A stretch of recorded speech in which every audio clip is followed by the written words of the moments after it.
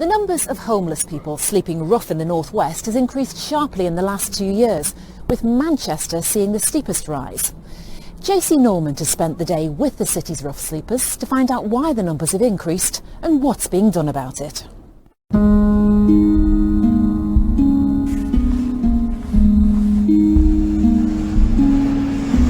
Another day dawns in Manchester, and for the city's growing army of rough sleepers, it's been a long night.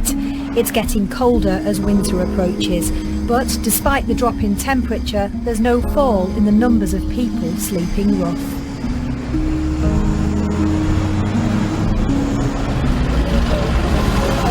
You alright, Si?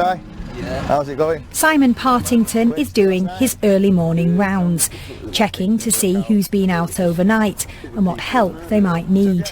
Have you had anything to eat this morning? Are you going to go and find somewhere to eat? Simon works for Bryden Court, a homeless hostel that provides shelter for long-term rough sleepers. Well, I don't know. Yeah.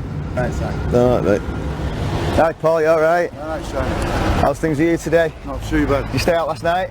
Certainly did. What's happening with yourself? Are you getting some? Is there, apart from obviously myself, I see you around about. Are you interested in getting any help at the moment? Or? Well, Simon got me in Bryden Court, but I don't do hostels. You know what I mean? What is it that drew you back to the streets? How come? I mean, obviously you're still indoors. So what's made you think coming out on the streets is more comfortable for you? It draws you back. You know what I mean? I've been in other hostels and kept coming back on the streets, but it's just. I don't know. Do you feel more comfortable on the streets? Yeah. Is it just a case that you just feel more comfortable? Freedom. Do you feel more free? Yeah, right. I feel a lot more freer. A lot more free, yeah. So I can see just from spending a few hours with you this morning what some of the challenges are. Yeah, I mean, we're working with quite a complex group of people who've been out for quite a long time, and I think sometimes people think it's quite straightforward that somebody should want to move into, live indoors rather than be outside, but it's a lot more difficult than that. What's the difficulty about persuading people that have been on the streets for a long time to go into accommodation? I think a lot of the guys who are out on the streets actually, that's where they feel more comfortable. The community, the sort of safety in numbers kind of thing, and the other guys on the streets that they know their peers.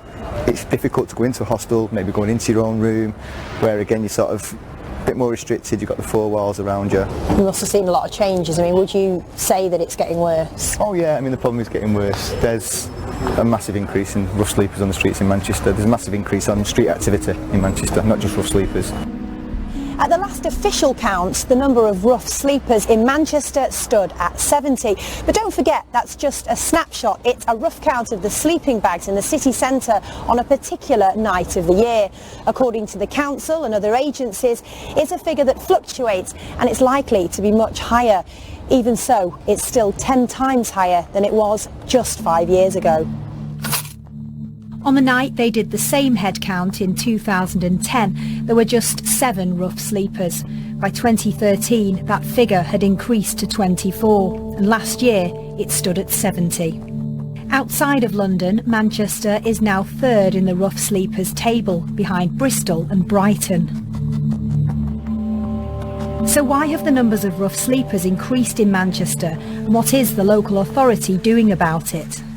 It's a complex problem and there are a number of reasons for that. We are seeing pressure on affordable housing, especially for single people. There have been a number of changes to welfare which mean that people are experiencing benefit sanctions or pressures on families, so family breakdown, and that's contributing to the problem. Local authorities across the country have experienced reductions in their budgets, so there is huge pressure on services both in local authorities and in the charity and voluntary sector. At the moment, the council commissions social housing for 277 single homeless people. It also funds a women-only hostel with 33 beds, as well as 24 specialist self-contained flats for families with complex needs or for those fleeing from domestic violence. But it's been accused of not doing enough to help the homeless. A number of homeless protest camps and squats have sprung up in the city during the course of the last year. I want to speak to Richard Lees, the head of the Labour Council.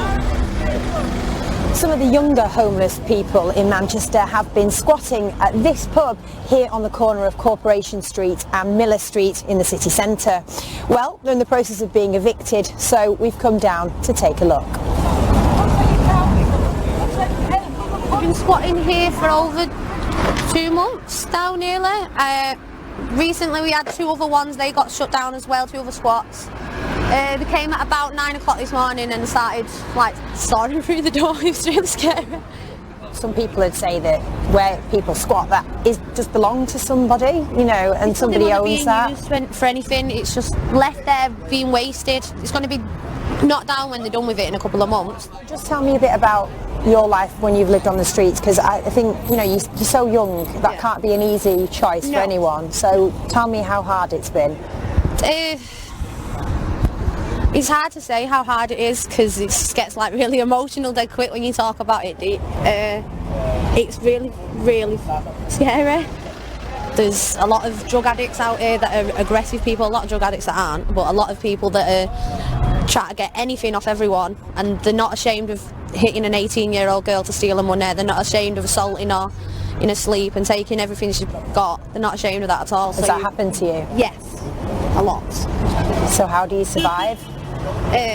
Good people like my friends that I've got here now. I had to get myself to a point where I was a nice person again, where they could let me come and live with them again. And now I'm alright again. But if you're out there, you're at the risk of whoever's going to be in the next doorway being a really vicious person, because there's a reason why these people aren't somewhere else indoors and in hostels and stuff. So usually it's because they're aggressive. Well, it's only really when you come down to a place like this and start talking to people who are homeless around the city centre that you get a sense of just how complicated this issue actually is. Somebody like Grace, she's young, she's bright, she's articulate, and you can't help but think that she shouldn't really be in this situation, but this is where she finds herself. Rough sleepers are 13 times more likely to be the victim of violence and have an average life expectancy of just 47. Back in the city centre, Simon continues his rounds. Those who can be persuaded come to Bryden Court hostel in Ardwick. There are 30 beds here for so-called entrenched rough sleepers, individuals who have been on the streets for so long they struggle to adapt to normal life. Being in a room, as simple as being in a room, but actually being in an enclosed space is quite difficult.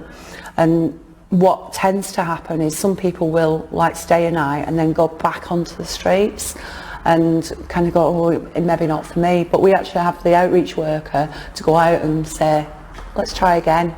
And that's probably one of the unique things as well about Bryden, that we don't just, we have that link to the street and that brings people back. And it's a model that's working. A second hostel with an additional 23 places is due to open soon. For the residents, Bryden Court has proved a lifesaver. At first, I really did not want to come into a place like this, but it was the best thing that I ever done, because I think that, I'll be 100% honest with you, it saved my life coming here. And I really agree with that. It saved my life as well. That's what I'm saying. I thank God for Simon doing the outreach thing, because honestly, living on the streets and everything else, I just didn't think I was going to be alive soon. And I was surprised I survived on the streets last Christmas. It was that cold at Christmas last year. Like, it was some nights when we were soaking wet, and all we could do was just shiver around each other. It was the worst experience of my life. And when I come into this place, it was like all Christmases at once, you know what I mean? It's the end of the working day and people are going home. But Paul is preparing for another night outside. We're human beings, you know what I'm saying? We weren't born like this. Anyone could be homeless, and I wouldn't wish it on anybody, you know what I mean? I wouldn't wish it on no one.